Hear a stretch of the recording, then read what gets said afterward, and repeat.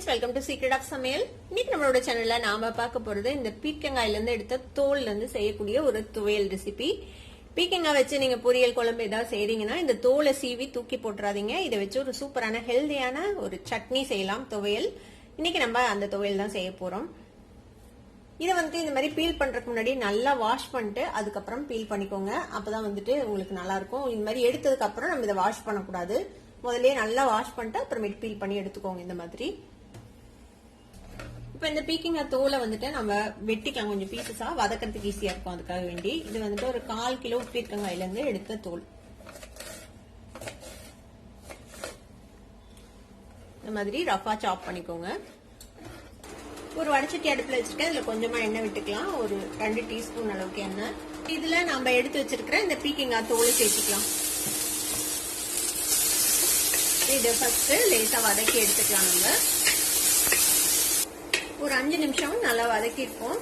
இது ரொம்ப colour change ஆகிற அளவுக்கெல்லாம் வதக்க தேவையில்லை. இந்த பச்சை கலர் அப்படியே இருக்கிற மாதிரி பாத்துக்கோங்க. இந்த பச்சை வாசம் மட்டும் போகணும்.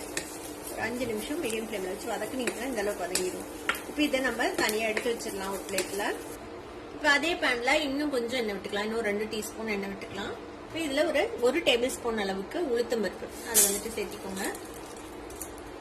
ஒரு 2 சிட்டிகை சீரகம், ஒரு 10 மிளகு அதையும் சேர்த்துக்கலாம். இந்த உளுத்தம் பருப்பு லேசா செவக்கணும், அது வரைக்கும் வறுத்துக்கோங்க. இது கூடவே காரத்துக்கு தேவையான அளவுக்கு வரமிளகாய். இந்த சட்னி கொஞ்சம் ஸ்பைசியா இருந்தாதான் நல்லா இருக்கும். அதனால காரம் கொஞ்சம் அதிகமா சேர்த்துக்கோங்க. கூடவே ஒரு சின்ன நெல்லிக்காய் அளவுக்கு புளி. பாருங்க செவந்துச்சு நம்ம உளுத்தம் பருப்பு போட்டு. இது கூடவே நான் ஒரு பாதி பெரிய வெங்காயம், ஒரு 4-5 பல் பூண்டு வச்சிருக்கேன், அதையும் சேர்த்துக்கலாம். பெரிய வெங்காயத்துக்கு பதிலாக சின்ன வெங்காயம் கூட யூஸ் பண்ணிக்கலாம். இந்த வெங்காயத்தை இதோட சேர்த்து வதக்கி வச்சுக்கலாம். இப்போ இந்த வெங்காயமும் புளி எல்லாமும் சாஃப்டா வெந்துருச்சு. இப்போ இது கூடவே நம்ம வதக்கி வச்சிருக்கிற இந்த பீர்க்கங்காய் தோல் சேர்த்துக்கோங்க. ஒரு 2 டேபிள் ஸ்பூன் அளவுக்கு தேங்காய் துருவி வச்சிருக்கேன், அதையும் சேர்த்துக்கலாம். இதையும் சேர்த்து இதோட நல்லா 2 பேட்ச் கட்டிக்கோங்க. இந்த தேங்காவும் நல்லா வதங்கிக்கிட்டோம். இது கூடவே நம்ம சட்னிக்கு தேவையான அளவுக்கு உப்பு சேர்த்திக்கலாம். அவ்வளவுதான், தேங்காவும் நல்லா வறுபட்டுருச்சு. இப்ப நம்ம அடுப்பு ஆஃப் பண்ணிடலாம். இப்ப இது ஆறட்டும்னா இது நம்ம அரைச்சு எடுத்துக்க போறோம். இப்ப நம்ம வதக்கினதை மிக்ஸி ஜாருக்கு மாத்தியாச்சு. இப்ப இது கொஞ்சமா தண்ணி விட்டு நம்ம அரைச்சு எடுத்துக்கலாம். இப்ப கொஞ்சமா தண்ணி விட்டு நம்ம அரைச்சு எடுத்தாச்சு. ரொம்ப நைஸா அரைக்க வேண்டாம், இந்த மாதிரி கொஞ்சம் கரகரப்பா அரைச்சு எடுத்துக்கோங்க, நல்லா இருக்கும்.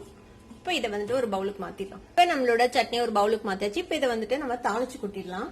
தாளிக்கிற கரண்டி அடுப்புல வச்சிருக்கேன். இதுல கொஞ்சமா எண்ணெய் விட்டுக்கலாம். எண்ணெய் காஞ்சதும் கொஞ்சமா கடுகு சேர்த்துக்கலாம். கடுகு பொரியுது, அடுப்பு ஆஃப் பண்ணிருங்க. இப்ப இதுல கொஞ்சமா கருவேப்பிலையும் ஒரு வரமிளகாவும் சேர்த்துக்கலாம் கிள்ளி. இப்ப நம்ம தாளிச்ச இந்த கடுகு கருவேப்பிலைய இந்த சட்னியில ஊத்திடலாம்.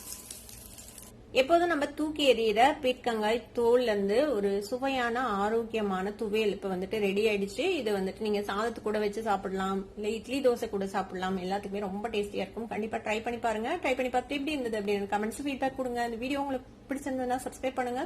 பக்கத்துல இருக்க பெல் ஐகானை கிளிக் பண்ணுங்க. அப்பதான் ஃபியூச்சர் நோட்டிபிகேஷன்ஸ் உங்களுக்கு உடனே சேரும். லைக் பண்ணுங்க, ஷேர் பண்ணுங்க. தேங்க்யூ ஃபார் வாட்சிங் this video viewers. Bye by.